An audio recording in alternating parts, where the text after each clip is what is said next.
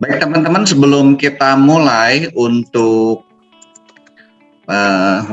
seminar hari ini, webinar ya, nanti bersama Pak Joni. Pak Joni ini pakar di bidang network. Teman-teman silakan nanti tanya banyak hal ya. Jadi nanti ada waktu untuk presentasinya, ada waktu tanya jawabnya. Sebelumnya kita akan berdoa dulu untuk mengucap syukur buat hari ini ya. Bapa kami dalam surga, kami bersyukur Tuhan untuk penyertaan-Mu sampai hari ini. Dari sepanjang malam kami bisa bangun, bisa menikmati hari ini untuk belajar. Tuhan mempersiapkan siswa-siswa kami untuk memiliki kompetensi yang nanti akan bermanfaat ketika mereka bekerja ataupun mereka membuat sebuah startup untuk bekal mereka. Tuhan, biarlah pertemuan hari ini Tuhan memberkati juga buat Pak Joni yang akan menyampaikan mengenai jaringan komputer.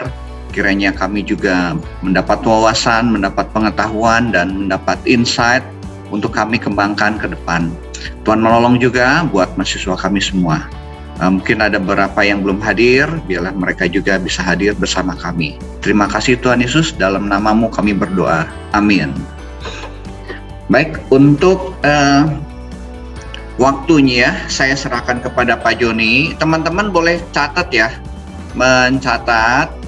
Ya, walaupun nanti slide dibagikan tentu ada hal-hal yang mungkin penting, silakan dicatat hal-hal penting itu.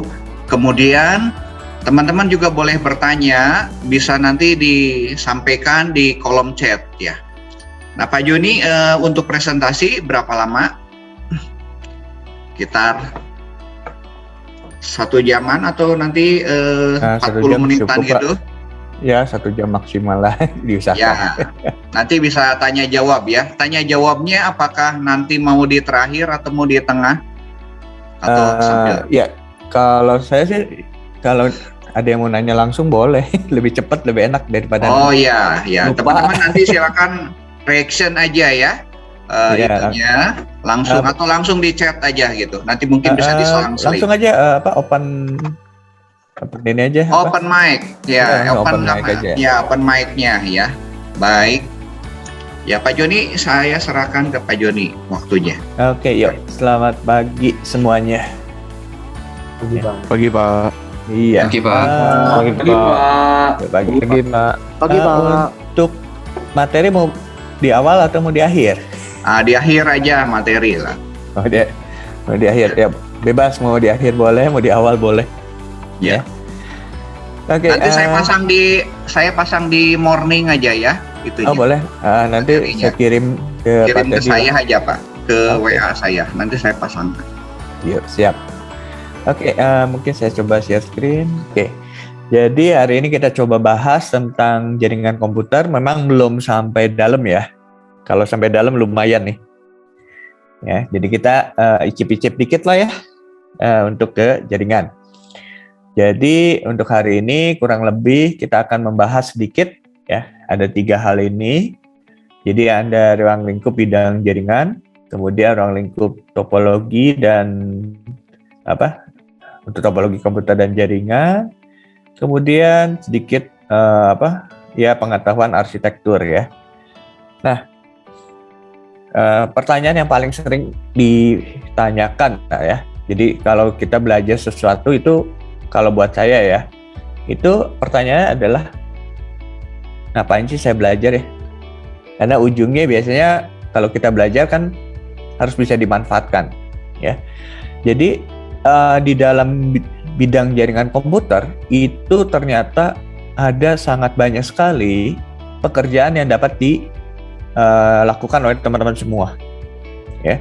Jadi ini saya ambil atau saya kutip dari peta kompetensi yang diterbitkan oleh Dinas Tenaga Kerja ya, dengan Kominfo ya beberapa tahun yang lalu sih.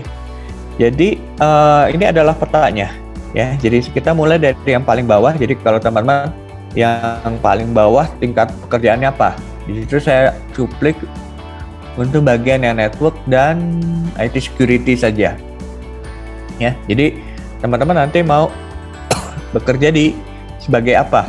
Ya, jadi paling bawah itu dari technical support clerk, sampai dengan junior technical support, terus ada IT security management clerk ya.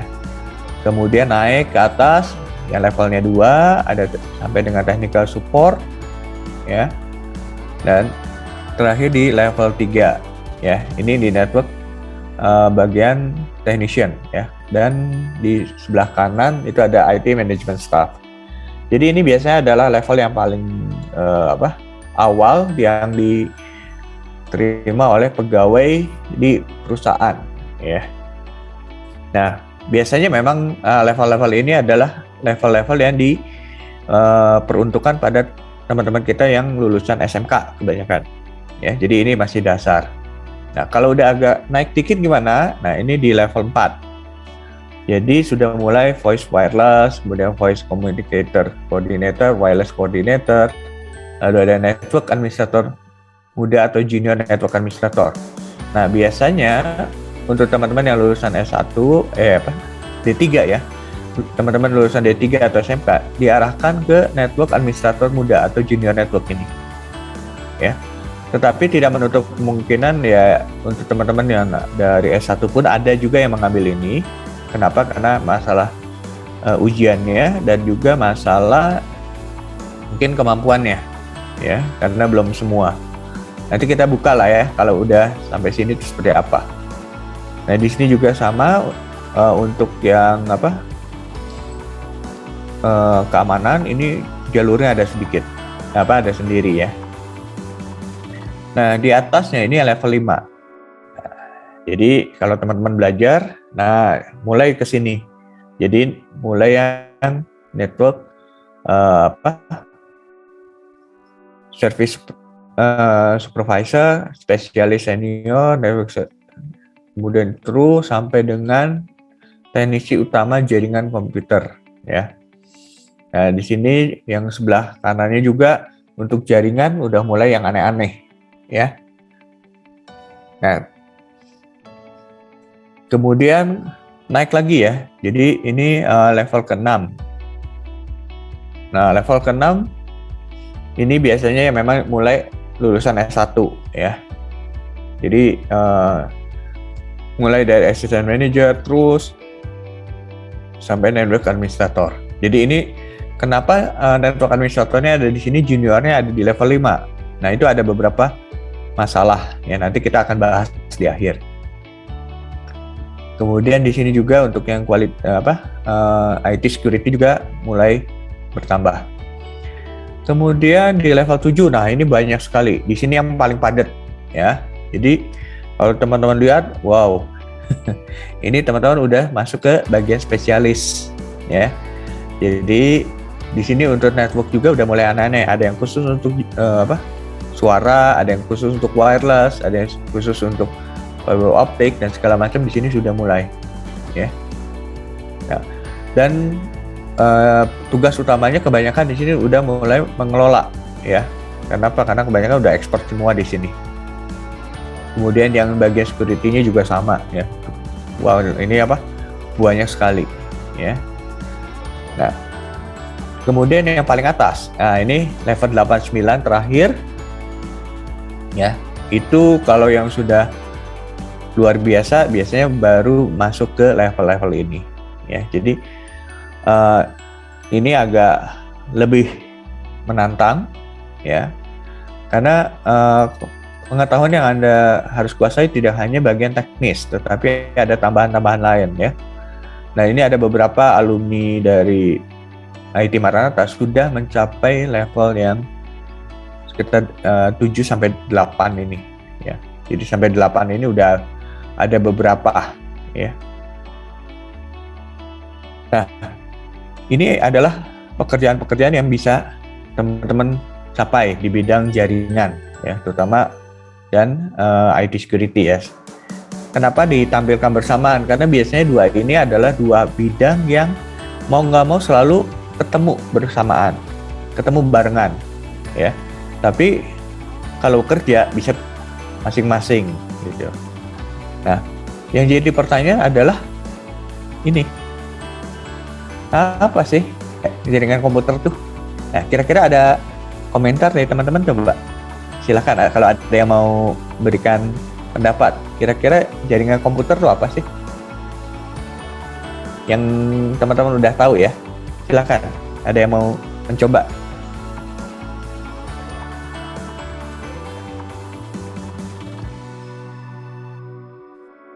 Ya, Halo? silakan bisa open mic, teman-teman. Ya, boleh, silakan.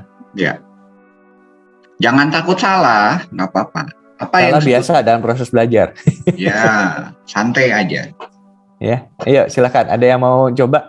Boleh. Iya Pak. Yuk silakan. Siapa ini? Will Yani, silakan Will. Jaringan komputer itu jaringan yang bisa menghubungkan satu komputer dan komputer lainnya. Oke, good. Ada lagi mungkin yang lain? Jadi menghubungkan satu komputer dengan komputer lainnya. Oke, ada lagi yang mau memberikan pendapat? Silakan.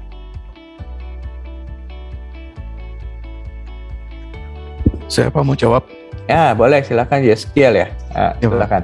Jaringan yang memungkinkan komputer untuk saling berkomunikasi dan bertukar data, Pak. Oke, ada tambahan. Tidak hanya berhubungan tapi berkomunikasi dan bertukar data. Ada lagi pendapat yang lain. Silakan. Ada tambahan. Ada Yeskiel. Mungkin ada yang lain. Udah berhubungan, berkomunikasi, bertukar data. Ada lagi?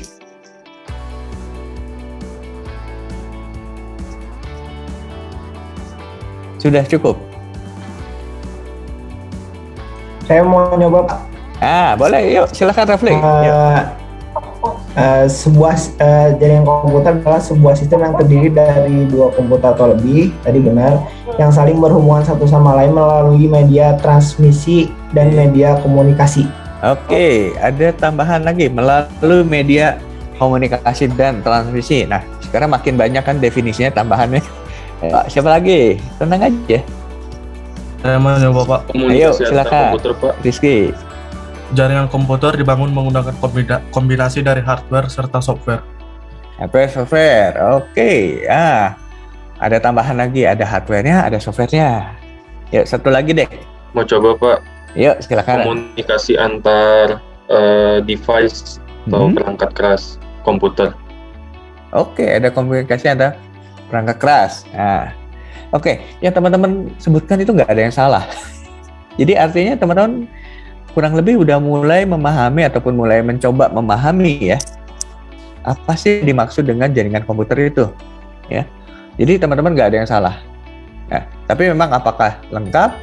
Ya, nggak ada yang bisa bilang itu kurang lengkap atau enggak. Kenapa? Karena definisi dari jaringan komputer banyak sekali.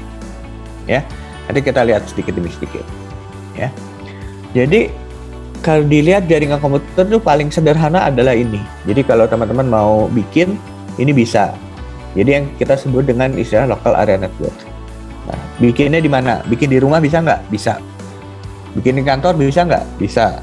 Bikin di kosan bisa nggak? Bisa. Yang minimal adalah tadi, semua perangkat ini terhubung. Ya. Jadi semua perangkat keras ini terhubung. Nah, yang kedua, semua perangkat ini bisa berkomunikasi ya dalam hal bertukar data ya atau informasi. Yang ketiga, ada pengaturan menggunakan aplikasi ya. Nah, aplikasinya ada di mana? Ada di dalam perangkat komputernya. Jadi misalkan di sini ada komputer atau nanti ada laptop, ada handphone, ada apa. Kemudian di perangkat penghubungnya juga di sini ada aplikasinya, ya kan? Nah, kemudian juga di tujuannya. Jadi di sini ada di printer, ada di database, ada di server, itu juga ada. Tapi harus ada satu kesamaan yang kita sebut dengan protokol. Ya, kalau yang satu pakai misalkan di sini ada tulisannya macOS, satu Windows, satu Linux, satu apa, tetapi nggak ada kesamaan cara berkomunikasi, ya tetap aja nggak bisa. Ya. Nah, kalau kita perbesar lagi dari LAN yang ada kecil-kecil, ini kita perbesar. Biasanya kita masuk ke dalam yang namanya MAN. Ya, nanti juga dapat di kelas jaringan ya, seingat saya. Nah, di sini kita adalah dalam satu kota, ya. Jadi dalam satu kota, mungkin antar gedung kita hubungkan, kemudian atau antar rumah kita hubungkan. Mungkin kalau teman-teman pernah tahu yang namanya RT RW net, ya. Atau di sini ada pengusahanya juga nih, jangan-jangan, ya. Itu lumayan katanya penghasilannya. Nah, ini mulai lebih besar. Jadi sekarang udah mulai meliputi satu area, ya. Nah, dari MAN ini boleh kita kembangkan lagi menjadi areanya lebih luas, ya. Jadi makanya disebut dengan wide area. Nah, misalkan satu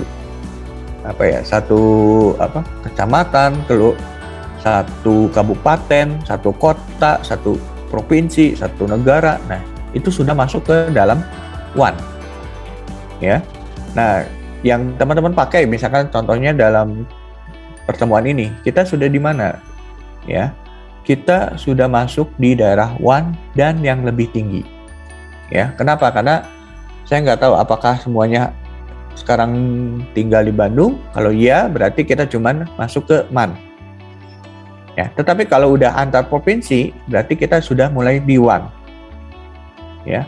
Apalagi kalau sudah antar negara, nah itu udah lebih luas lagi. Nah, 3 ini LAN, MAN, dan WAN ini bisa diperluas lagi, ya. Yaitu kita sebut dengan istilahnya sekarang cloud, ya. Jadi sekarang semua area di dunia itu sudah saling terhubung satu dengan yang lain, ya. Nanti kalau teman-teman belajar lebih lanjut, kemarin juga saya ketemu ada satu pertanyaan yang bagus, Kak. Kalau saya tinggal di Bandung, katakanlah, lalu saya punya pabrik di Cikarang, ataupun yang sekarang lagi ramai itu misalkan di Sulawesi Utara atau di Maluku, itu bisa terhubung nggak? Jawabannya pasti bisa. Cuman bagaimana caranya itu lain cerita. Nah, itu kita sudah mulai memanfaatkan yang namanya cloud, ya. Nah, jadi di dalam cloud itu sekarang atau ini sudah mulai seperti ini. Jadi kalau teman-teman lihat, jaringan itu sudah tidak hanya berupa perangkat keras komputer lagi, laptop itu udah bukan lagi, handphone udah enggak, tablet udah enggak, ya. Jadi sekarang kalau teman-teman lihat, itu sudah mulai terkoneksi dengan yang namanya kamera. Mungkin nggak tahu di sini teman-teman ada nggak yang pernah nyoba ya pakai kameranya ada WiFi, ya. Kemudian udah ketemu lagi dengan yang smartwatch, ya. Ini yang yang suka olahraga atau ya, ini udah mulai di sini ada watch. Kemudian kemarin yang pertama itu Tesla, itu mulai melakukan pembuatan intelligent car. Nah, tapi sehari-hari di mana? Sehari-hari juga ini yang ada di rumah. Saya nggak tahu ada yang udah pernah nyoba atau belum, ya. Di sini yang keluar misalkan ada kulkas, ada mesin cuci, ada apa. Nah, ini sudah mulai terhubung. Ya, jadi yang paling banyak mungkin kalau saya lihat di beberapa tempat itu sudah masuk yang smart TV, ya. Jadi sudah mulai ada di situ. Nah, ini semua sekarang menjadi satu kesatuan dalam jaringan. Jadi kalau ditanya perangkatnya mana, udah nggak tahu yang mana lagi, ya, karena sudah lebih kompleks. Nah, pertanyaannya adalah, aspek jaringannya. Tadi teman-teman ada yang sudah menyebutkan beberapa. Jadi tadi udah mulai tepat, itu minimal ada 3, ya. Tadi teman-teman banyakkan adalah perangkat keras dan perangkat lunak. Dalam hal ini adalah software, ya, di sisi aplikasi dan konfigurasi. Tapi teman-teman jangan lupa bahwa di dalam jaringan itu ada satu aspek yang teman-teman harus masukkan, yaitu aspek keamanan. Jadi tadi teman-teman sudah bilang, antar komputer yang terhubung, ya kan, melalui ini sehingga bisa bertukar data. Ketika bertukar data, kalau dia tidak aman, bagaimana? Ya, kalau tidak aman, berarti data yang kita kirim bisa diambil orang. Data yang kita kirim bisa diubah orang. Ini jadi berbahaya, ya. Apalagi kalau isinya sesuatu yang bersifat pribadi atau bersifat rahasia. Nah, jadi tiga aspek utama ini biasanya tetap kita kejar. Ya, jadi kemampuan di perangkat kerasnya juga ada, di perangkat lunaknya dalam bentuk aplikasi dan konfigurasi juga ada, dan keamanannya ada. Dan semuanya ada aturannya. Nah, ini yang jadi masalah, aturannya. Nah, aturan ini ada beberapa area. Jadi area yang ditetapkan oleh kita sebagai pembuat atau perancang jaringan, ada juga yang diatur ataupun dikelola oleh pihak eksternal. Ya, dalam hal ini misalkan dari pihak pemerintah atau dari pihak internasional. Contoh, ya, yang paling gampang adalah tentang misalkan wireless, ya. Jadi wireless itu sudah diatur oleh negara, yaitu bahwa kita hanya bisa berkomunikasi pada frekuensi 2,4 GHz dan 5 GHz. Nah, ini secara internasional pun diatur demikian. Nah, tapi negara juga menambahkan kekuatan ataupun power yang bisa digunakan untuk setiap perangkat keras itu berapa dB. Ya, jadi powernya itu berapa besar. Nah, itu ada regulasinya. Ya, jadi teman-teman boleh lihat di aturan Kementerian Komunikasi, ya, dan Informatika, itu ada aturannya. Oh, kalau di Indonesia itu hanya boleh sekian dB, sekian dB, sekian dB, itu ada. Nah, aturan itu nanti diimplementasikan di dalam konfigurasi, ya. Konfigurasi perangkat kerasnya itu nanti teman-teman bisa atur. Nah, tapi kalau dalam proses belajar gimana? Biasanya sedikit bablas, ya. Masalah nggak? Ya, sementara nggak, karena toh hanya dipakai sepotong-sepotong, ya. Jadi nggak tiap saat. Nah, untuk menghubungkannya tadi udah disampaikan ada sambungan fisik dan logik. Nah, ini adalah yang sambungannya. Jadi teman-teman kalau ada yang masih menggunakan ini berarti ini sangat ya. Biasanya pada tahun 90 ya, bentuknya yang kita sebut dengan kabel koaksial, koax. Atau kalau di jaringan kita kenal dengan istilah RG6. Ya. Jadi bentuknya seperti yang ada gambar sebelah kiri. Jadi kabel ada pembungkusnya, di tengahnya ada kabel tembaga, ya. Ini mirip dengan mungkin kalau di rumah kabel antena, ya, antena TV. Nah, ini yang kita sebut dengan RG6, ya. Di atas RG6 ada lagi RG8, ya. Bentuknya sama nggak? Sama, ya. Cuman bandwidth-nya jauh lebih besar, ya. Tapi sekarang mungkin udah mulai jarang digunakan, ya. Nah, jadi di sini ada LAN card-nya. Ya, ini untuk yang ke komputernya, ini untuk konektor-konektornya. Ya, jadi bagian yang di segitiga ini ujungnya masuk ke LAN card. Ya. Ini mungkin teman-teman udah nggak ada yang ngalamin, ya. Kalau ini dulu zaman saya ini banyak sekali yang dipakai. Ya.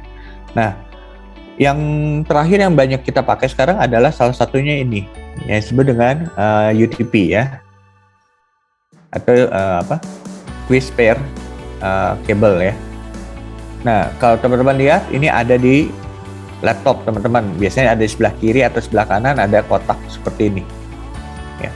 Kalau yang nggak ada berarti harus ada konektor tambahan, ya. Kalau di PC ini biasanya ada di motherboardnya, ya. Nah, ini nanti bentuk konektor ini akan dihubungkan dengan jack seperti ini. Ini yang disebut dengan RJ45, ya. Biasanya kita kenalnya dengan istilah RJ45. Nanti teman-teman harus belajar juga kalau di mata kuliah jaringan untuk menyusun kabelnya. Jadi ini di dalamnya ada kabel, makanya disebut dengan twist pair. Itu kenapa? Karena di dalamnya itu nanti ada kabel-kabel yang berpasangan warnanya. Jadi ada yang kabel biru, pasangannya adalah kabel biru dengan putih. Kemudian ada yang orange dengan putih orange, ada yang coklat dengan putih coklat, dan hijau dengan putih hijau. Ya. Nah, ini nanti ada aturannya. Jadi ada yang kita sebut dengan straight cable, ada yang disebut dengan cross cable. Jadi teman-teman nanti akan belajar, ya. Nah, ada juga yang shielded, ya. Jadi di sini ada pelindungnya. Kalau ini nggak ada pelindungnya, ini ada pelindungnya. Dalamnya sama nggak warnanya? Sama. Cuman kelebihan dari yang shielded UTP ini, ya. Jadi kita sebutnya STP biasanya, adalah dia tidak dipengaruhi oleh medan magnet lain. Jadi dia lebih terlindungi, ya. Kalau yang ini biasanya kena interferensi dari medan magnet atau apapun, ini mengalami gangguan pengiriman data biasanya, ya. Nah, nanti teman-teman akan belajar kalau kabel ini urutannya seperti apa. Nanti juga akan diajarin, ya. Cara masangnya juga gimana, ada. Ya, jadi ini jangan dipakai tangan. Kenapa? Nggak akan bisa. Ini cukup keras dan kita harus tekannya cukup kuat. Ya, nanti ada alatnya. Nah, yang sekarang mulai banyak dipakai adalah ini, fiber optik. Jadi kalau teman-teman lihat, banyak sekali saluran telepon sekarang sudah menggunakan fiber optik. Nah, fiber optik itu sebetulnya mirip dengan apa ya? Kalau dulu saya sering mainnya dengan cermin, ya. Jadi karena di dalamnya ini ada saluran mirip dengan kaca, ya. Kemudian ada pelindungnya. Ini biasanya menjadi bagian pemantulnya. Nah, di luarnya itu dilindungi oleh beberapa lapisan, ya. Jadi di sini ada, kalau di sini gambarnya ada 2, ya, yang melindungi supaya ini tidak pernah patah. Jadi kalau teman-teman ada yang menggunakan fiber optik sebagai media koneksi ke jaringan telepon rumah, ya biasanya di Telkom sekarang udah banyak yang fiber optik, itu jangan sampai tertekuk ini 90 derajat atau mungkin 80 derajat juga jangan. Kenapa? Karena bisa patah. Yang pecah adalah bagian dalam. Nah, begitu bagian dalam pecah, maka komunikasinya akan putus, ya, karena proses pengiriman cahayanya berhenti. Ya, proses pengiriman cahayanya dilakukan gimana caranya? Dengan pantulan, ya. Ini kalau yang satu core, ini yang multi core. Jadi bisa juga dalam satu kabel itu ada lebih dari satu. Nah, ini yang biasa teman-teman bisa temukan di tepi-tepi jalan ataupun ini, bahkan sampai dengan yang di bawah laut. Ya, ini ada fiber optiknya. Nah, ini ada alat splicing, ya, biasa kita istilahnya namanya splicing. Ini adalah alat yang digunakan untuk menyambung. Ya, jadi kalau teman-teman lihat ini ada gambarnya di sini. Ini adalah posisi dari kabel yang tengahnya, core-nya ini. Jadi kalau kabel dengan kabel fiber optik itu tidak bisa dililit ataupun di solder ataupun biasa dengan cara yang sederhana. Ini harus benar-benar dihubungkan dengan ketepatan yang sangat presisi. Nah, ini ada alatnya, ya, kurang lebih harganya lumayan. Ini sekitar berapa tahun yang lalu saya pernah nanya, itu harganya kurang lebih yang bagus, ya. Harganya sekitar satu mobil Avanza, ya. Jadi ini harganya lumayan mahal. Ya, kalau yang murah-murah ya sekitar 6-8 juta, ya, satu alat. Ya. Jadi lumayan ini. Tapi kalau teman-teman yang bermain di sini biasanya atau nanti yang bekerja di sini, nanti teman-teman akan dilatih untuk menggunakan alat splicing ini supaya teman-teman mahir, ya. Nah, yang terakhir yang paling banyak sekali dipakai adalah wireless, ya. Nah, wireless ini sekarang di dalam rumah udah mulai banyak. Kenapa? Karena dia bisa terhubung ke laptop, bisa terhubung ke TV, bisa terhubung ke handphone, bisa terhubung ke printer, dan yang lain-lain. Jadi bentuknya mungkin yang di rumah, di dalam rumah itu ada yang di sebelah kanan atas, ya, ini yang biru. Bentuknya mirip-mirip inilah. Tetapi untuk beberapa tempat, mungkin di cafe shop atau apa, ada yang bentuknya kotak seperti ini. Ada juga yang bulat, ya. Nah, ini yang kita sebut dengan istilahnya access point. Ya, jadi teman-teman nanti kalau ketemu ini jangan kaget. Ya, biasanya ada yang bulat, ada yang kotak. Ya. Nah, Kemudian kalau di luar gimana? Nah, ada yang bentuknya seperti ini. Jadi bentuknya seperti antena. Ini adalah yang biasanya digunakan untuk koneksi dari gedung ke gedung, ya. Jadi ini juga kita pakai, ya. Cuman kalau di Maranta itu ada di lantai 8, di atas lantai 12 dan di atas lantai 8. Di atas lantai 12 gedung GWM dan di atas lantai 8 gedung GAP. Ya, jadi kalau teman-teman lihat di atasnya itu di tower ada alat-alat seperti ini, ya. Atau di jalan juga ada, ya. Di rumah-rumah ini. Nah, untuk koneksi di dalamnya ada yang kita kenal dengan istilah switch, ya. Jadi ini pembagi di dalam. Ini untuk yang kabar UTP. Jadi teman-teman bisa lihat di sini. Nah, untuk UTP ini biasanya kita gunakan ada 3 kecepatan, yaitu 10 Mbps, 100 Mbps, dan 1 gigabit, ya, 1 Gbps. Nah, yang baru itu katanya sudah sampai dengan 10 Gbps, ya. Jadi ini udah mulai banyak, ya. Kemudian untuk koneksinya ada yang nanti kita kenal dengan istilah router. Nah, nanti kalau udah lewat jaringan 1, jaringan 2, nanti teman-teman akan mulai ketemu yang namanya router, ya. Jadi teman-teman nanti kalau nggak salah, saya lupa nama mata kuliahnya, jaringan 2 dan di admin jaringan, itu nanti teman-teman akan belajar mengkonfigurasi atau menggunakan perangkat seperti ini, ya. Kalau nggak salah jaringan komputer 2 Jarcom 2 itu menggunakan simulator, admin jaringan itu menggunakan perangkat router asli, ya. Jadi bentuknya kurang lebih seperti inilah.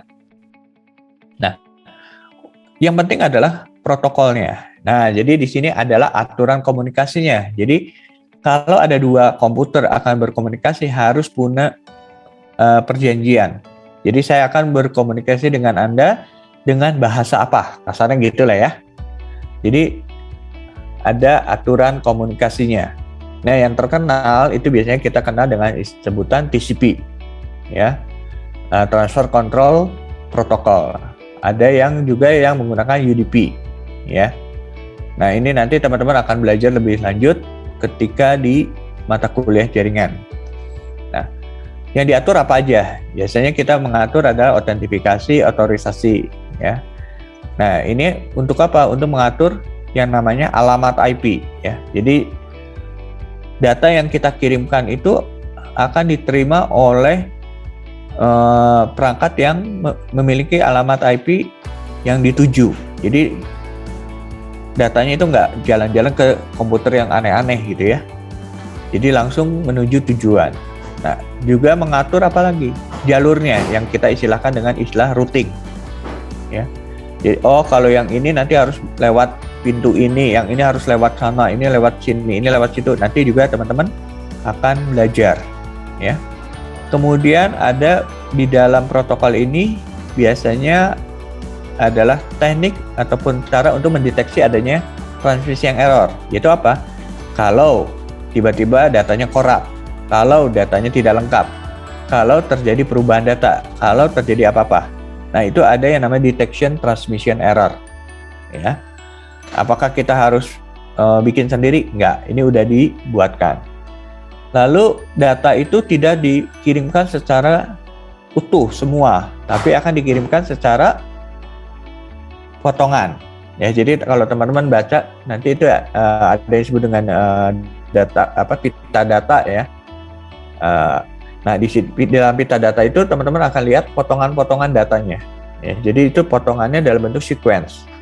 Nah, ini juga harus diatur, ya, dikontrol. Jadi kalau datanya terjadi error, berarti sequence selanjutnya harus di stop dulu, ya. Tetapi sequence yang error itu harus dikirim ulang, misalnya.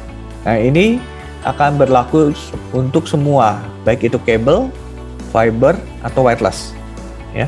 Jadi protokol ini adalah kuncinya. Jadi kalau teman-teman sampai salah memilih protokol, ya ujungnya adalah komputernya nggak bisa berkomunikasi. Tapi untungnya kalau untuk jaringan LAN ataupun Wi-Fi segala macam itu kita menggunakan protokol yang sama, yaitu TCP/IP, ya kita sebutnya. Nah, ini yang teman-teman nanti juga akan belajar ya. Kemudian bagian aplikasi. Nah, bagian aplikasi ini adalah bagian yang menerjemahkannya. Jadi di dalam perangkat-perangkat tadi itu ada aplikasi ya. Nanti teman-teman akan mulai belajar ketika di sini ya. Nanti ada yang namanya OC layer. Nah, application itu akan adanya nanti di atas ya. Jadi di bawah ini physical ya. Jadi kalau teman-teman nanti belajar datanya seperti apa terus sampai atas. Nah, nanti ada di bagian ini. Nah, application ini tujuannya apa? Untuk membantu menerjemahkan. Ya. Kenapa? Karena data-datanya kalau yang dikirimkan bentuknya kurang lebih seperti ini. Ya, kalau kita lihat datanya. Nah, kira-kira dari teman-teman ada yang bisa baca nggak ini apa datanya? Ya. Saya jamin akan bubar jalan, ya. Jadi kalau teman-teman bongkar, ini adalah isi sebuah file yang dikirimkan, ya. Jadi ini ada teman-teman kalau boleh cek itu ada file-filenya, ya. Nah, lalu di sini ada yang nanti diubah. Nah, kalau dikirimkan kayak gini, ujungnya adalah, ya, ini bingung, bikin mabok dan seterusnya. Ya, jadi ini sangat menyulitkan. Jadi sekarang kita butuh aplikasi untuk memahaminya. Jadi contohnya data yang tadi itu akan diterjemahkan oleh aplikasi-aplikasi yang nanti kita gunakan. Contohnya ada browser, kemudian ada juga email, application, kemudian ada juga yang lain-lainnya. Itu sehingga kita bisa melihatnya dengan mudah. Ya, jadi di sini ada contohnya data yang dikirim kayak yang sebelah kiri oleh aplikasi akan diterjemahkan sehingga menjadi tampilan di sebelah kanan yang kita bisa lihat. Ya. Oke, sampai sini dulu. Kira-kira ada yang mau ditanyakan? Ya, ini adalah bagaimana cara tadi ditransmisikan. Jadi teman-teman udah bilang jaringan adalah hubungan antar komputer, kemudian ada media transmisi, ya kan? Kemudian ada pertukaran data atau informasi. Nah, ini yang terjadi di dalamnya. Oke, sampai sini dulu. Kira-kira ada yang mau ditanyakan? Silakan.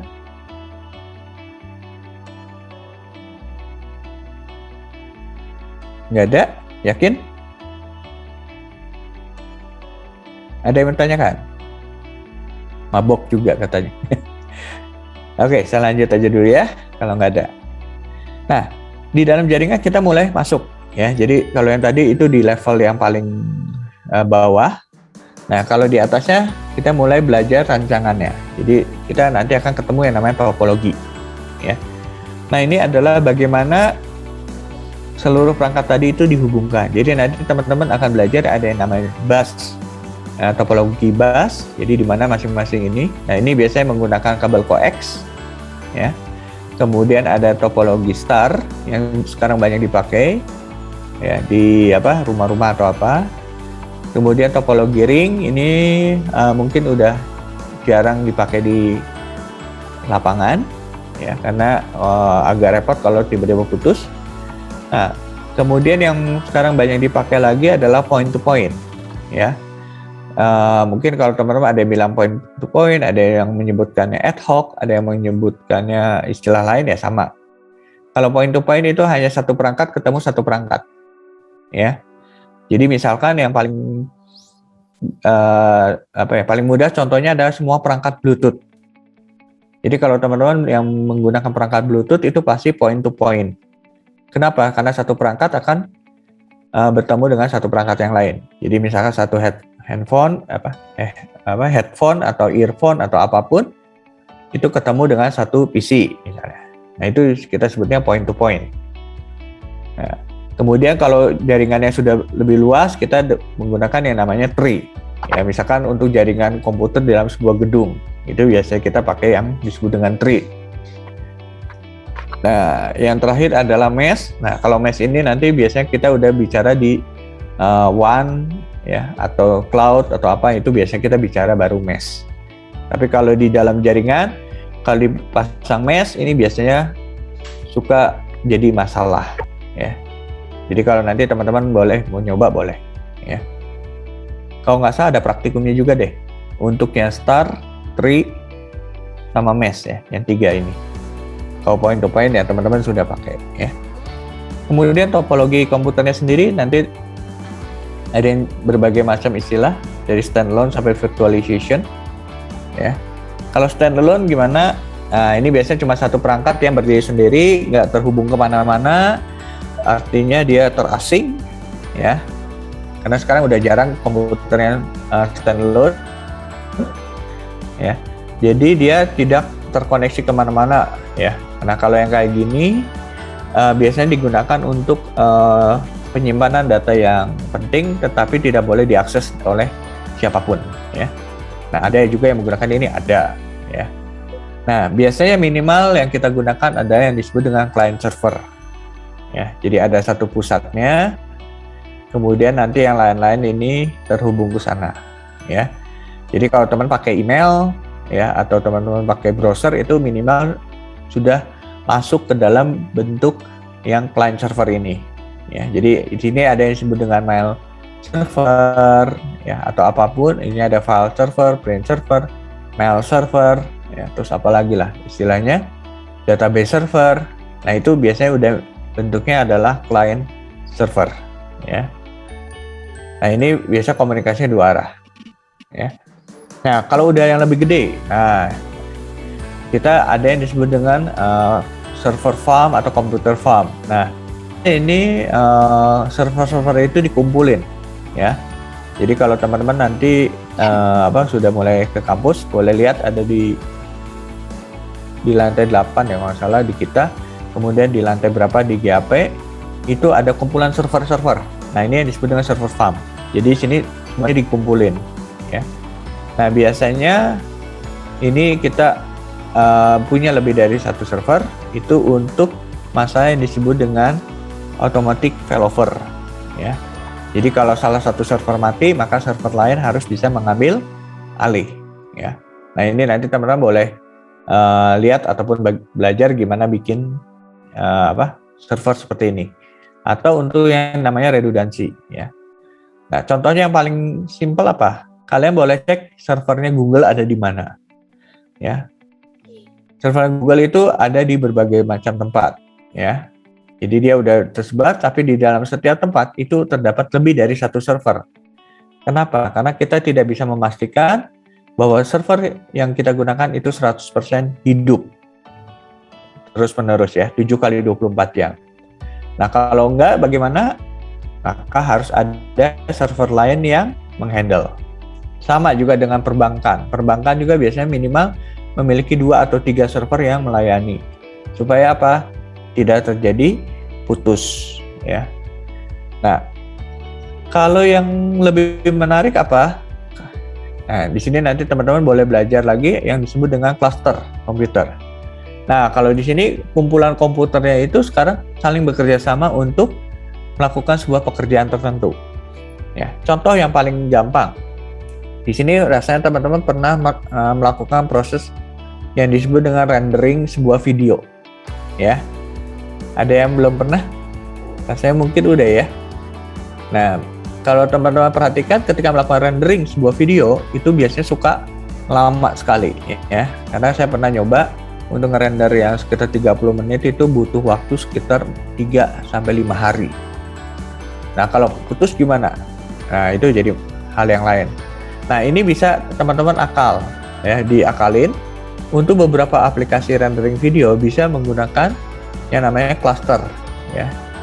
Jadi semua komputer yang ada di suatu tempat itu kita tugaskan sama-sama untuk melakukan proses rendering misalnya. Tapi dikoordinir oleh sebuah software ya. Jadi ada softwarenya, jadi teman-teman boleh nanti mencoba ya di lab. Ya, jadi di situ biasanya kita punya lebih dari satu komputer, nanti kita install semuanya, lalu kita berikan tugas tertentu. Nah, nanti teman-teman boleh ini. Lagi itu salah satu contoh yang pernah saya lakukan dengan beberapa kakak angkatan kalian itu untuk yang namanya big data. Jadi ada satu server utama yang kita jadikan induknya, lalu ada beberapa server tambahan itu yang digunakan untuk penyimpan datanya. Nah, caranya nanti kita ketemu dengan yang pengaturnya aja itu. Jadi kita minta datanya nanti dia nyariin di komputer sisanya. Nah, itu juga dipakai ya. Oke, nah ini contoh cluster yang menggunakan microcontroller. Jadi kalau teman-teman yang nanti juga belajar yang IoT, ya, ini entah itu menggunakan Arduino, entah itu menggunakan Raspberry atau apapun, ya, atau dari Intel, itu bisa digabungkan semuanya menjadi satu kesatuan. Ya, ini contohnya ada sejumlah ini digabungkan menjadi sebuah cluster komputer. Jadi ini bisa digunakan untuk keperluan tertentu. Ya. Nah, untuk yang saat-saat ini termasuk cloud dan segala macam itu kita sudah masuk ke dalam yang namanya virtualization. Ya. Jadi di dalam virtualization itu kita bisa menggunakan sebuah perangkat komputer dengan spek hardware yang tinggi untuk membuat seakan-akan di dalamnya kita mempunyai beberapa server. Ya. Jadi di konsepnya ada untuk virtualisasi adalah untuk membentuk sesuatu yang secara nyata tidak ada tapi sepertinya ada. Ya, contohnya di sini ada 6 ya. Di sini ada 6 server. Ya, jadi kalau teman-teman perhatikan di sini ada 1 2 3 4 5 6 ya. Jadi yang di bawah itu ada 6 server yang dibangun di dalam satu server yang lebih besar. Jadi seakan-akan kita punya 6. Ya.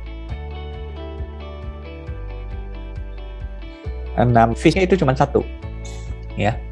Jadi di sini ada masing-masing punya ya. Jadi di sini teman-teman kalau perhatikan di sini punya CPU sendiri, punya memori sendiri ya, seakan-akan seperti itu.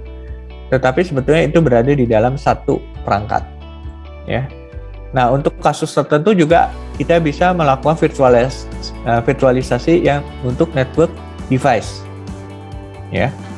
Nah, ini biasanya kalau teman-teman nanti sudah masuk ke dalam yang namanya cloud, ya. Jadi di dalam cloud teknologi ini kita bisa memvirtualisasikan adanya perangkat network, misalkan switch, ya, kemudian routing segala macam itu bisa dilakukan di dalam sebuah virtualisasi, ya. Kalau yang hardware ini biasanya kita bisa gunakan seperti ini, ya. Nah, ini nanti ada aplikasi tambahan yang teman-teman harus install di dalam komputer tersebut untuk melakukannya. Nah, sekarang masuk ke cloud. Nah, ini yang sekarang lagi rame dipakai ya. Jadi di dalam jaringan itu yang sekarang lagi rame dibahas, diteliti ataupun di ini adalah di cloud. Nah, di cloud ini biasanya kita menyediakan 3 layanan utama, yaitu dari sisi infrastruktur ya. Jadi kita seakan-akan jualan penyewaan perangkat keras ya, hardware ya. Tetapi perangkat ini ada di kita, klien hanya tinggal menyewa. Ya, ini yang disebut dengan infrastructure. Kemudian ada yang namanya platform. Nah, platform ini biasanya hanya menyediakan misalkan ada hardware, ada infrastruktur, ada OS ya. Jadi baru sampai situ. Contohnya apa? Yang paling gampang adalah web hosting. Jadi web hosting itu kita menyewakan ada server, kemudian misalkan web servernya udah ada, database-nya udah ada, tapi di atasnya belum ada aplikasi. Jadi terserah orang-orang mau menggunakannya untuk apa, ya. Jadi ini yang kita sebut dengan istilahnya platform, ya. Jadi platform itu udah ada hardware, sudah ada OS, ya, dan ada database, tapi tidak bisa melakukan fungsi, ya. Nah, yang menarik adalah application cloud. Jadi di sini kita sudah mulai ada aplikasi dengan fungsi khusus. Ya, mungkin kalau teman-teman dengar sekarang yang lagi ramai itu fintech, ya kan? Itu ada di situ, e-commerce itu ada di sana. Jadi seperti itulah yang sekarang banyak digunakan, ya. Nah, untuk yang teknologi ini pemainnya sudah cukup banyak. Jadi kalau teman-teman boleh cek di internet, pemain cloud computing ini sekarang sudah tidak dikuasai oleh satu vendor lagi. Jadi ini ada beberapa vendor yang termasuk vendor besar, ya. Jadi yang paling besar mungkin teman-teman kenalnya ada Microsoft, ya karena dia dengan produknya OneDrive, Azure, kemudian ada Apple ini dengan teknologi yang dikenal dengan istilah iCloud, kemudian Google dengan Google Cloud, ya, terus penyimpanan Google Drive, lalu ada juga Amazon ini dengan menggunakan teknologi yang namanya AWS, Amazon Web Services, kemudian Alibaba juga ada Alibaba Cloud, ya. Lalu IBM juga ada IBM Cloud. Nah, ini sebenarnya yang lainnya masih ada beberapa lagi ya. Cuman biasanya ini adalah pemain-pemain yang terbesar. Ya, jadi kalau teman-teman nanti sudah paham jaringan, kemudian sudah paham teknologi, ini silahkan beralih ke cloud. Ya, jadi dilihat di sini lumayan.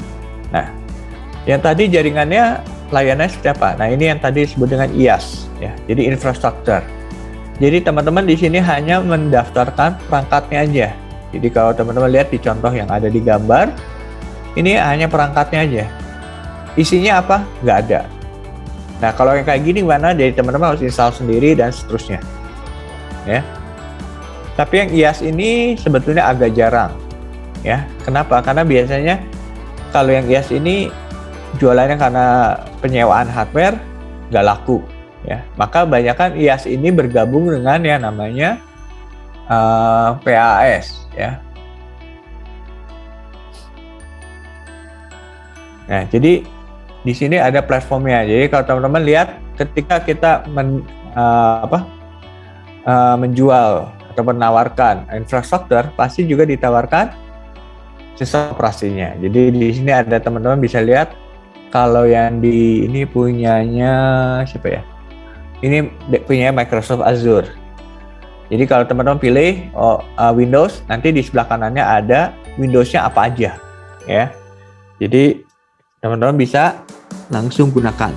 Kalau menggunakan Red Hat, Ubuntu dan seterusnya, ini juga apa, ya. Sama halnya juga di Amazon, ya. Di sini ada teman-teman bisa lihat ada pilihannya, ya, perangkatnya apa, OS-nya apa, ya. Kemudian ini yang ada di apa ya, ini saya lupa. Ini di Google Cloud, ya. Di Google Cloud juga dia sama. Jadi ada OS-OS-nya, ya. Jadi teman-teman bisa kasarnya menyewa. Nah, keuntungannya apa kalau kita menggunakan IaaS atau PaaS?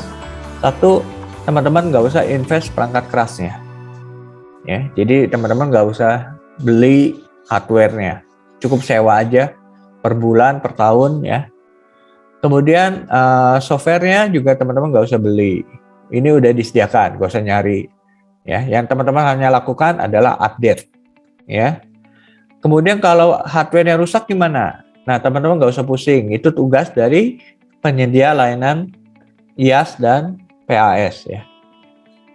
Jadi IaaS dan PaaS ini nanti yang akan menangani.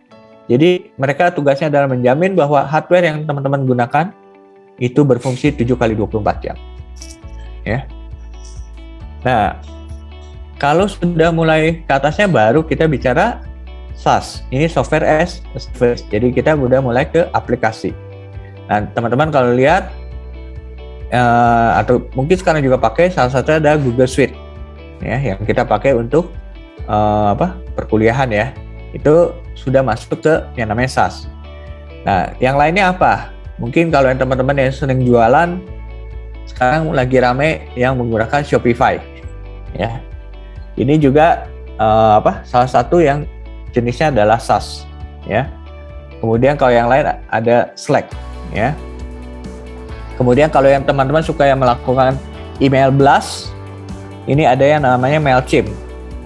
Ya, mungkin saya nggak tahu ada yang pernah nyoba nggak ya. Jadi Mailchimp ini dia memberikan layanan untuk mengirimkan email ke sejumlah orang, ya. Tetapi ya Mailchimp ini sekarang sudah didireksi sebagai masuk ke junk, ya, junk mail atau spam, ya. Jadi ya sayang sekali. Kemudian ada juga ini HubSpot dan seterusnya. Ini yang yang 10 terbesar, ya. Jadi ada yang bilang 10 terbesar SaaS di dunia ini dikuasai oleh ini sekarang, ya. Nah, di dalamnya kalau teman-teman lihat ini ya Shopify, di belakangnya itu nanti ada jumlahnya, ada katalognya segala macam. Nah, teman-teman tinggal kendalikan aja, tinggal operasikan saja.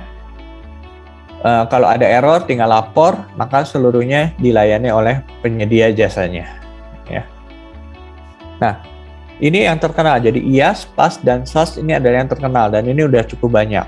Nah, sekarang ada jenis cloud computing yang baru ya. Jadi kalau teman-teman masuk itu ada yang namanya mobile backend as a service atau juga ada yang disebutnya backend as a service. Jadi di sini adalah layanan yang digunakan untuk membuat aplikasi. Ya, di sini ada contohnya, ada beberapa, ada yang namanya back apps, Parse, AWS Amplify, kemudian Firebase. Ini adalah penyedia jasa untuk pembuatan aplikasi. Jadi kalau misalkan ke depannya teman-teman sudah paham coding, lalu malas ngoding lagi, ini teman-teman tinggal menggunakan layanan ini, ya. API-nya sudah ada. Kemudian untuk software development kit-nya ada, disediakan, itu tinggal ditempel-tempelin. Jadi akan jauh lebih cepat untuk membuat sebuah aplikasi. Ya, ini sudah ada yang namanya sekarang ini backend as a service. Ya, nah kalau yang spesifik itu mulai lagi ada yang dinamakan dengan ini FaaS. Ya, ada yang disebut dengan function as a service. Jadi teman-teman sudah mulai disiapkan lagi untuk bentuk-bentuk seperti ini, ya. Jadi itu ada di AWS, ada di Azure, ada di Google Cloud, ada di Cloudflare. Ini sudah ada. Jadi teman-teman nanti tinggal gunakan database-nya, API-nya atau apanya untuk membuat fungsi khusus yang teman-teman bisa jual. Ya. Jadi ini sudah ada. Jadi kalau untuk ngebangun aplikasi sekarang cepat nggak? Cepat, ya. Tapi masalahnya satu, teman-teman tetap harus berlatih dari nol. Kenapa? Kalau misalkan tidak ada back-end service-nya atau tidak ada functional service-nya, bagaimana? Ya teman-teman harus bikin sendiri, ya. Jadi artinya teman-teman harus ngoding sendiri. Nah, ini kalau kita yang bicara secara utuh. Nah, kalau teman-teman udah mulai bekerja, pasti ujungnya adalah sertifikasi, ya. Jadi saya akan coba bahas sedikit tentang sertifikasi yang ada, ya. Jadi ini kita bahas ada beberapa. Satu di network certification, yang kedua ada di cloud certification. Jadi teman-teman nanti boleh mengambilnya, ya. Oke, ini apa sih yang diuji ya? Pertanyaannya kan selalu apa yang diuji. Ya, ini contohnya tadi yang saya di awal bahas dengan Pak Teddy, ada yang namanya Junior Network Administrator. Jadi di dalam sertifikasi ini teman-teman akan diuji 5 materi, ya. Jadi mulai dari perancangan pengalamatan, pemasangan jaringan kabel wireless, kemudian konfigurasi switch, kemudian nanti ada routing, ya, dalam satu autonomous dan dalam antar autonomous. Jadi ini yang diujikan, ya. Nah ini standarnya ada, yaitu teman-teman bisa lihat di SKKNI. Jadi ini standar kualifikasi kerja yang dikeluarkan oleh Kementerian Tenaga Kerja, ya. Jadi ada untuk jaringan komputer. Jadi SKKNI nomor 2016, nomor 321 tahun 2016, ya. Jadi kalau teman-teman mau download, ini ada SKKNI-nya nomor 321 ya, 321 tahun 2016 tentang jaringan komputer. Ya, ini ada di dalamnya. Apa aja detailnya teman-teman boleh baca. Ya. Di atas ini yang tadi kita bicara adalah yang network administrator. Jadi sekarang ini lebih banyak. Ya. Jadi kalau teman-teman nanti akan bekerja sebagai network administrator, minimal harus menguasai 9 kemampuan atau 9 kompetensi, ya. Dari mulai merancang topologi, merancang keamanan, terus routing, kemudian ada penanganan serangan, kerusakan, optimalisasi, backup. Ini semua harus teman-teman kuasai. Jadi materi kuliah yang ada di jaringan